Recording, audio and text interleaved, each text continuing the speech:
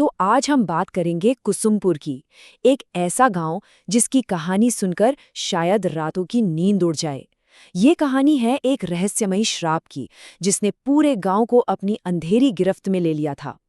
चलिए परत दर परत खोलते हैं इस डरावनी हकीकत को।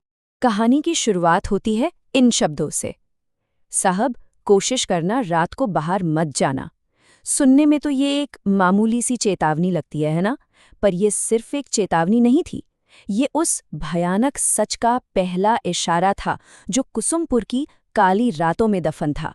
और ये शब्द कहे गए थे हमारी कहानी के हीरो वीरेंद्र से, जो आने वाले कहर से बिल्कुल अनजान था। तो कैसा था ये कुसुमपुर? सोचिए, एक वीरान मनहूस सा गांव, जहां सूरज ढलते ही एक अजीब सा खौफ, एक सन्नाटा पसर जाता था और हर सुबह एक नई दहशत लेकर आती थी। गांव वालों को एक और घर खाली मिलता था और जमीन पर मिलता था एक काला निशान। ऐसा निशान जैसे कोई इंसान वहीं के वहीं जलकर राख हो गया हो। जरा सोचकर देखिए उस डर के बारे में। हर रात कोई एक गायब हो जाता था। कोई आवाज नहीं, कोई चीख पुकार नहीं, कुछ भी नहीं। ऐसा लगता था मानो हवाई उन्हें निगल गई हो। और सुबह सुबह बस जमीन पर वो एक काला धब्बा मिलता था, बस वही एक सुराग। इस अनकहे आतंक ने ना पूरे गांव को जीते जी मुर्दा बना दिया था।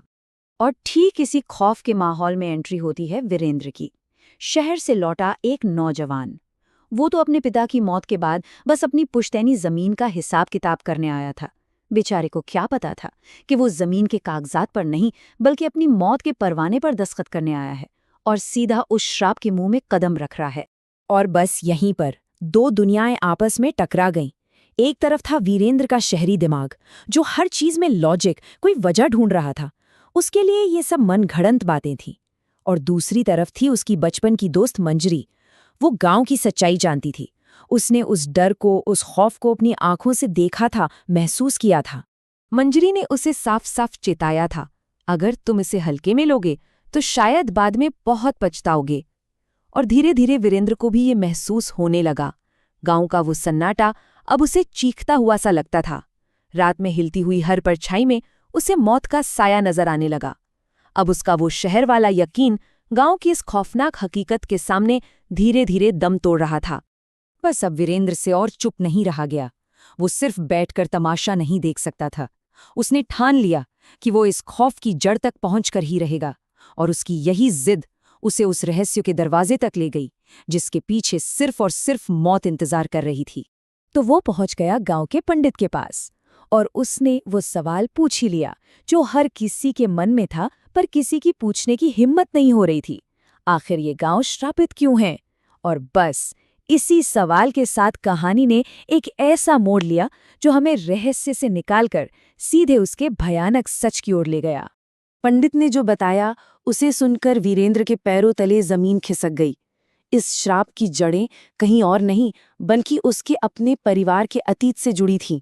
हुआ ये था कि वीरेंद्र के दादा ने अपनी ही जमीन पर बना एक बहुत पुराना मंदिर तुड़वा दिया था, और ऐसा करके उन्होंने अनजाने में उस मंदिर की रक्षक आत्मा को उसी जमीन में हमेशा के लिए कैद कर दिया। और अब वही आत्मा अपनी आज़ादी के लिए इंसानी रूहों का शिकार कर रही थी। मतलब पूरी कहानी अब साफ हो रही थी। जमीन वीरेंद्र के परिवार की, मंदिर तोड़ा उसके दादा ने, और उसमें कैद हो गई एक आत्मा। वही आत्मा जो अब अपनी ताकत बढ़ाने के लिए हर रात एक जान ले रही थी, ताकि वो आखिरकार अपने श्राप को तोड़ सके। ये कोई अंधविश्वास नहीं था, ये एक इंतकाम था जो हर रात एक और जान की बलि ले रहा था। अब वीरेंद्र के सामने पूरी तस्वीर शीशे की तरह साफ थी। उसे पता था कि उसे कहाँ जाना है और क्या करना है। वो सीधा उस खंडहर हो चुके मंदिर की जमीन पर जाने वाला था, उसी जगह जिसने पूरे कुसुमपुर को एक जीता जागता कब्रिस्तान बना दिया था। अब आमना सामना होकर रहेगा। गांव वालों ने उसे बहुत रोका। सबने कहा कि उस जमीन पर जो भी गया वो कभी लौट कर नहीं आया। लेकिन वीरेंद्र जानता था कि ये श्राप उसके परिवार ने ही शुरू किया था, तो अब इसे खत्म भी उसी को करना होगा। और वो मौत से दो दो हाथ करने के लिए उस काली रात के अंधेरे में अकेला निकल पड़ा।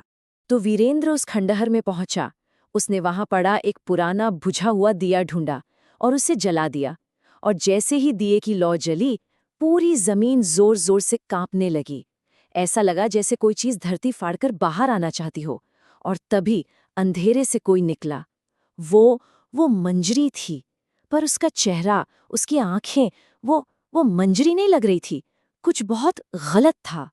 और तब उस चीज ने, जो मंजरी के शरीर में थी, अपना सबसे बड़ा राज खोला।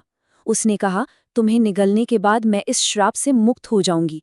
सोचिए, वो आत्मा कोई और नहीं बल्कि मंजरी का ही रूप लेकर इतने दिनों से गांव में शिकार कर रही थी। एक भरोसेमंद दोस्त का चेहरा, जो असल में मौत का मुखौटा था। और वीरेंद्र, उसके परिवार का आखिरी वारिस, उसकी आज़ादी की आखिरी चाबी था। उस खौफनाक रात को जो हुआ, उसने सिर्फ वीरेंद्र की ही नहीं बल्कि पूरे कुसुमपुर की किस्मत पर आखिरी मोहर लगा दी। जैसे ही हवा में धुआं और धूल का गुबार उठा, वीरेंद्र हमेशा के लिए गायब हो गया। वो श्राप का अगला और आखिरी शिकार बन गया। उसकी कुर्बानी बेकार गई, क्योंकि अब वो आत्मा पहले से कहीं ज्यादा ताकतवर होकर पूरी तरह से आजाद हो चुकी थी। तो आज कुसुमपुर का क्या हाल है? आज वहां रात में बाहर निकलने की हिम्मत करने वालों की संख्या है 0, एक भी नहीं। क्योंकि अब वो आत्मा आजाद है और गांव की गलियों में बेखौफ घूम रही है। कहानी का अंत भी एक सवाल पर होता है। अगली रात दीवारों पर किसका साया रह जाएगा? मंजरी के चेहरे के पीछे छिपी वो आत्मा अब भी वही है, हर रात एक नया शिकार ढूंढ रही है। कुसुमपुर का श्राप खत्म नहीं हुआ, बल्कि अब तो वो असल में शुरू हुआ है। ये एक ऐसा डर है जिसका शायद कोई अंत ही नहीं है।